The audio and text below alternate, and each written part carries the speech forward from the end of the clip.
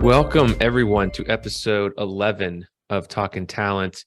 This episode features a friend of mine, Claire Kennedy, who is a really talented HR and people professional. Claire has a very interesting background, and she recently started an exciting new job. We discussed her experience job seeking over the past few months and advice she has for those going through a job elimination or career transition. Love talking to Claire and really appreciate her time and her candor. Hope you enjoy the episode, and don't forget to head to Spotify to subscribe. All right. Hello, everyone. And thank you for joining us for what is now the 11th episode of Talking Talent. This is Sam McCarthy. I can't believe it's been 11. We had a little bit of a break in June. I think our last episode was in May. So this is the 11th episode coming you July 2023. Again, would love if you tell your friends and coworkers about it. You could subscribe on Spotify or go to the Cordia Resources website to listen.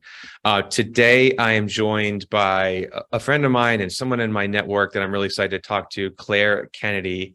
Claire, thank you for joining us today. Thank you for having me.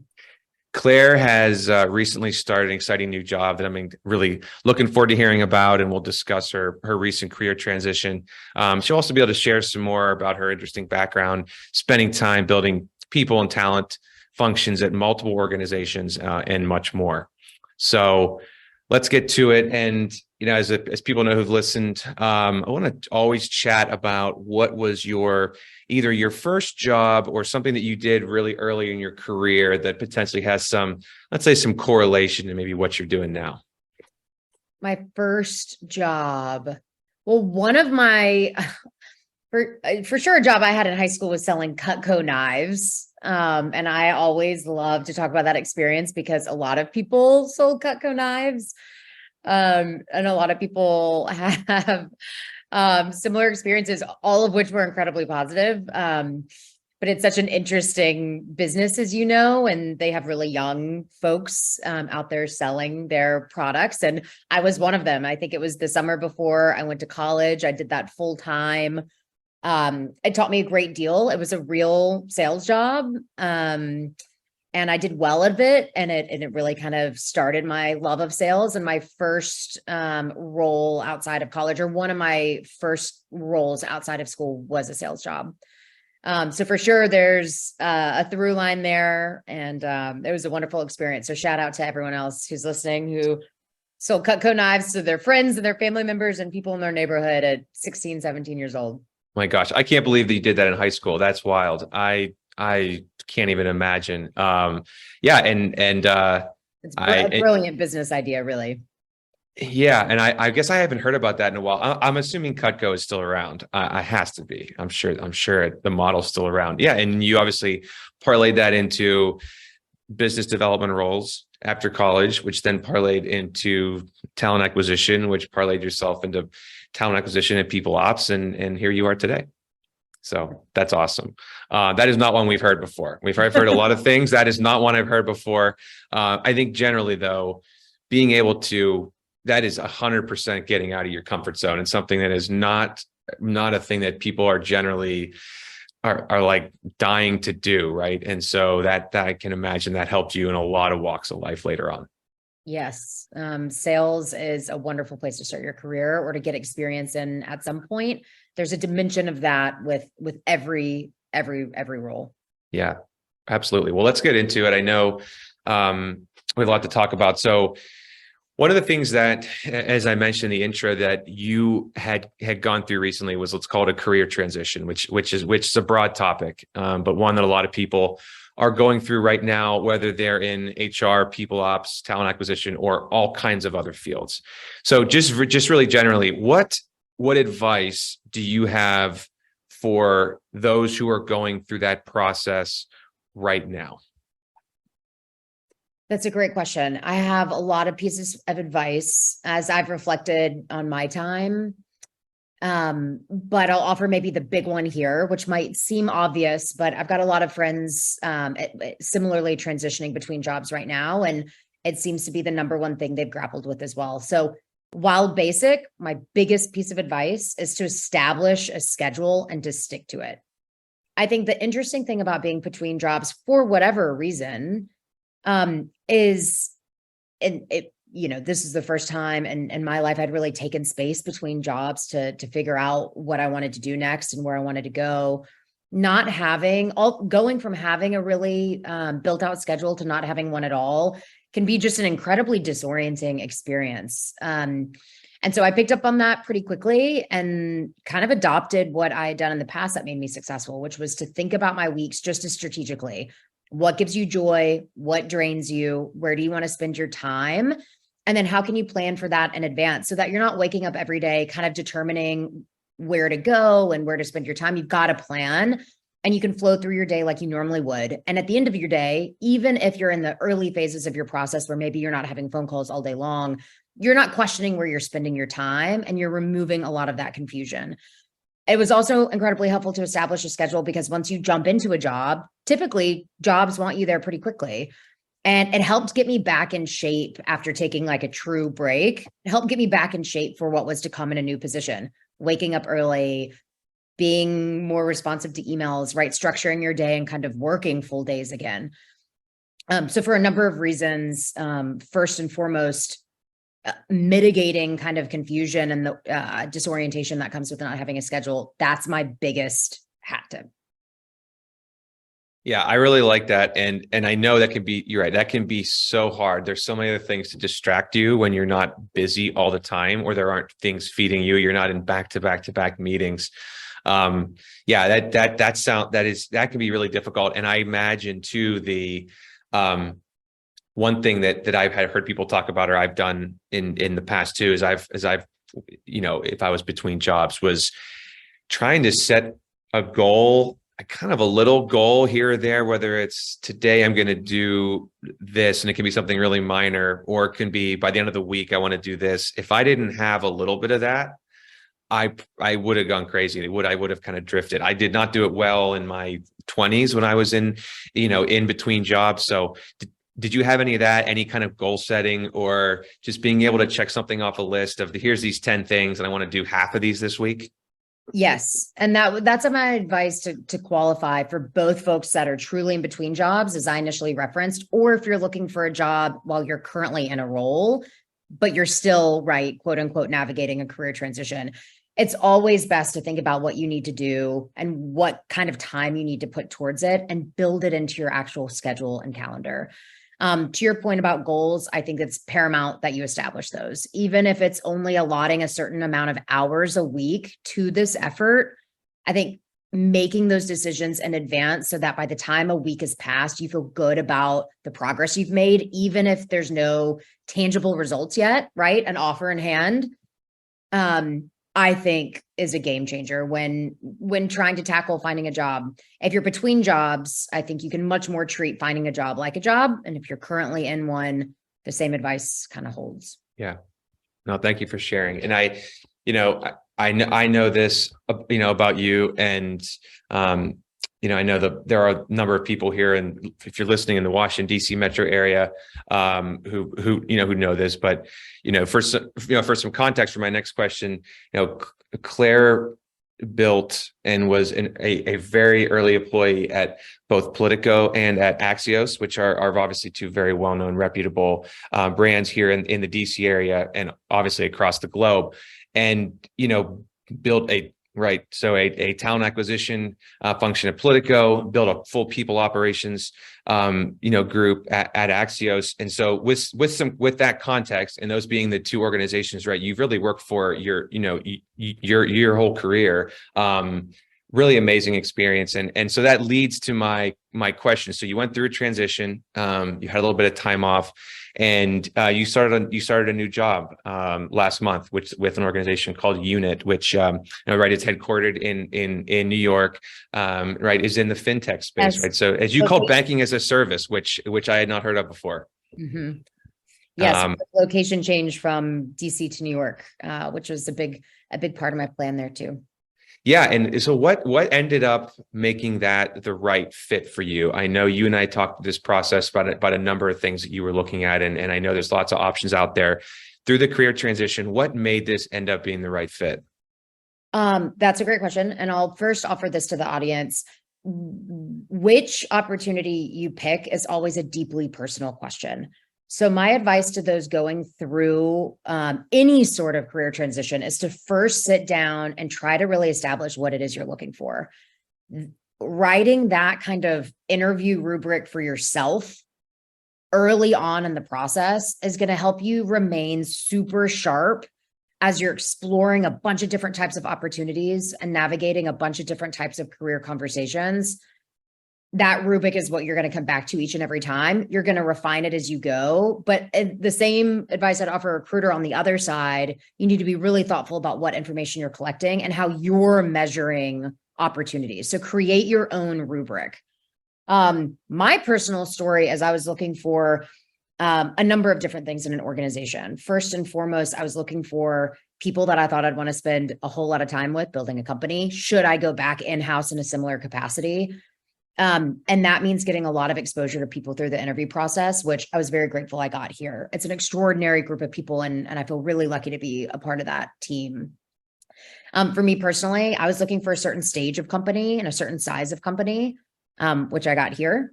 I was also considering what industry I wanted to go into. One of the great things about HR is it is industry agnostic. And so I kind of winnowed down a couple of different industries that I thought were really worthy places to spend the next couple of years of my career. And then I really got down to the problem set I was trying to solve, to understand what I'd be walking into, where the organization was, what they needed from me, and to do my own kind of assessment of whether or not I would be a value add and the right fit for a role. And then I'd say probably last, location really matters. And I'd say increasingly for folks, where are they on the work from home, work in office spectrum? Does the company exist?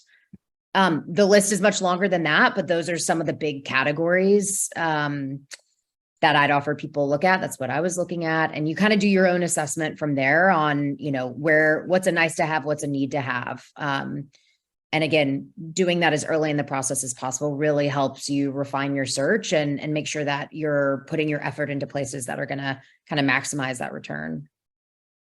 I appreciate you sharing that. And I think that, the process of going through that and knowing that you kind of hope to get to the situation where you just feel like this is the right thing for me. This is something I'm not going to say no to. Sometimes those things come in bunches. End up with multiple job offers at the same time, and you can go for months and nothing happens. So hopefully, in a perfect world, you find that perfect thing. Nothing is ever perfect. There's going to be sacrifices in some way, probably in any job anyone ever takes.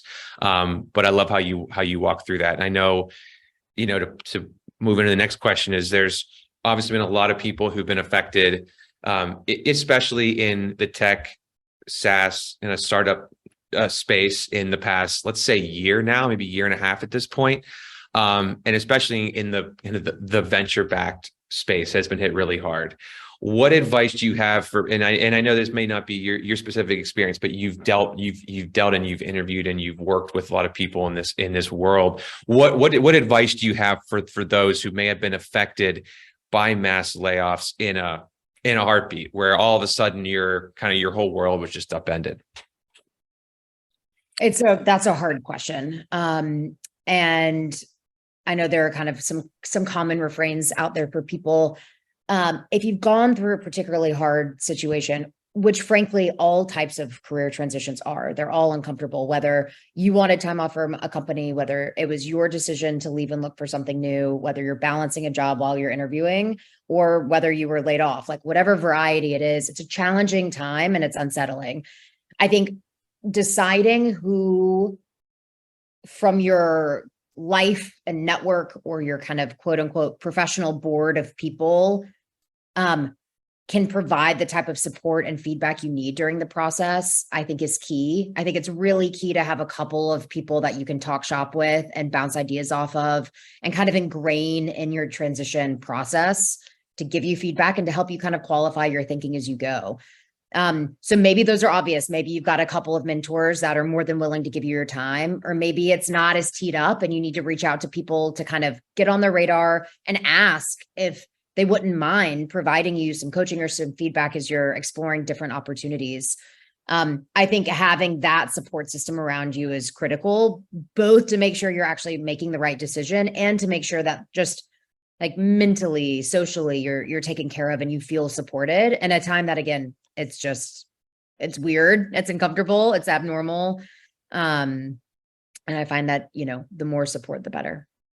Absolutely. And the other thing that I get asked about, a good bit, and I've also tried to ask questions when I'm talking with a client that I'm working with and they're looking for the right candidate. I ask this to them too. But how did you, from the time you kind of started this transition until now, how did you differentiate yourself from others who were maybe in a similar situation as you were trying to find that right fit? So when you were searching for a job, how did you differentiate yourself, and what advice do you have for people out there? What advice? I think one observation I'll share is that when I'm on this side of things currently, when I'm internally at an organization and people are reaching out to me to discuss opportunities, I've seen it from this side and now I've seen it from the other side as a candidate, but persistence is key in sales and recruiting and looking for a position and just about in all things in life. Being persistent, being pleasantly persistent is really necessary.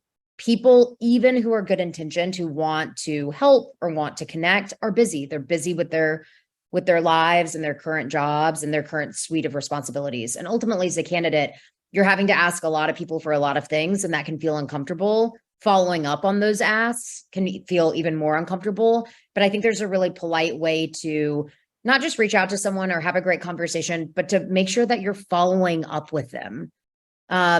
I've gotten so many kind of emails and requests from folks, and then I never heard from them again. For those who kind of follow up and, keep themselves top of mind, or make sure that, they're not disheartened by not hearing back immediately, I find to be a very useful thing to keep in mind as you're going through this process. And you mentioned too, I think, we've talked before and you mentioned a couple ideas. And I think you talked about, research and networking as to, can you kind of explain how you differentiate those two?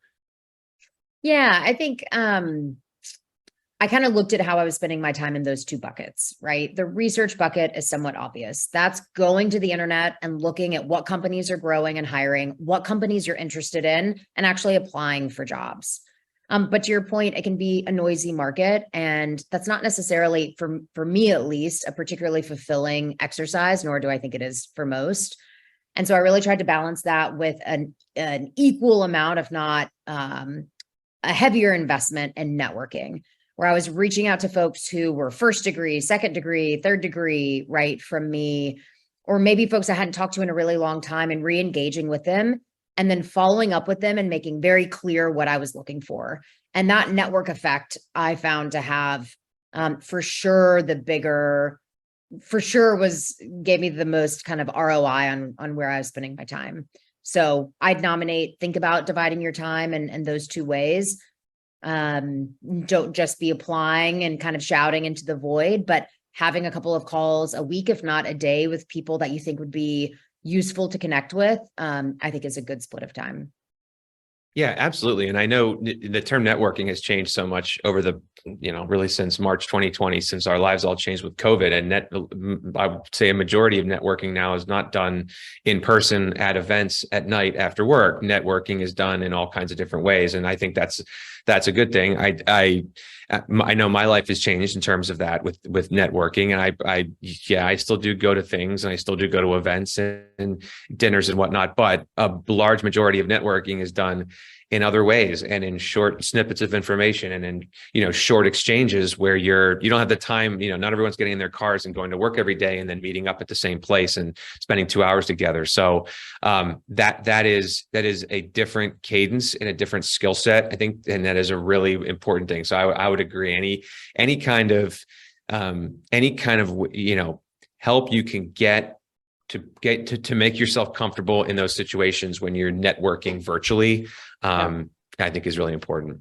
Well, and I think it's for the better in this regard, actually. If we had to only reach out to folks or network in a in-person experience, you wouldn't be able to cover very much ground very quickly. But the fact that you can jump on a Zoom and ask people for 30 minutes in the morning or at the end of the day, or perhaps between meetings, means, you can just quite frankly do much more from where you are without asking, people for too much of an inconvenience. So take advantage of that. And I'd say one tactical piece of networking, which I always kind of tell my friends when they start, is go through your current LinkedIn connections. See where people are that see what organizations people are working for that seem interesting to you, and kind of create a list of people that would be worth reaching out to and asking to connect with and catch up with. And I think once you kind of have a list of people, even going through your current LinkedIn, it's just a wonderful way to kind of jumpstart conversations. And from there, I think it's really smart to ask people you connect with who else you should connect with. And at least for me and for people I've been, talking to, and people also going through this, it really kind of does help tremendously to start with a list of folks that you already know. Yeah. And I agree with what was the time? Did you say persistence? What was the word you used in front of that? Pleasantly persistent. Pleasantly persistent. I like that. That is a challenging thing to do. And I agree. It does take a little bit of time sometimes to get through, but that's amazing. I really appreciate it. And I'm really excited about your new job. I'm sure it's going to go fantastic. And you're in DC, but you're going to be moving full-time to New York. So I know location, as you mentioned, was something you were excited about. What are some things you're excited about doing in New York that I know everyone's done most of the basic stuff? What are some other things you're looking forward to about being in New York? Oh man. Well, I'm there. I've been there a month now. And it's such an exciting place to be. There's a really, really active and robust and collaborative HR community there, as there is in DC. So it's been wonderful to tap into that. I've not been to a single museum, seen a single gallery opening, or go to a single Broadway play yet. So there's a lot of art to take in that I haven't experienced yet. So I'll keep my answer there. Although that plus eating at a ton of places that I haven't been able to yet, is where my mind goes. Well, they're keeping you busy. I know it's going to be that way for a little while. So, but I know that's the way you wouldn't have it. You wouldn't want it any other way. No, definitely not. So, well, thank you, Claire, for joining, and maybe we'll check in sometime next year to see how things are going. Would love that. Thank you, Sam. All right, thanks, Claire. Have a great night.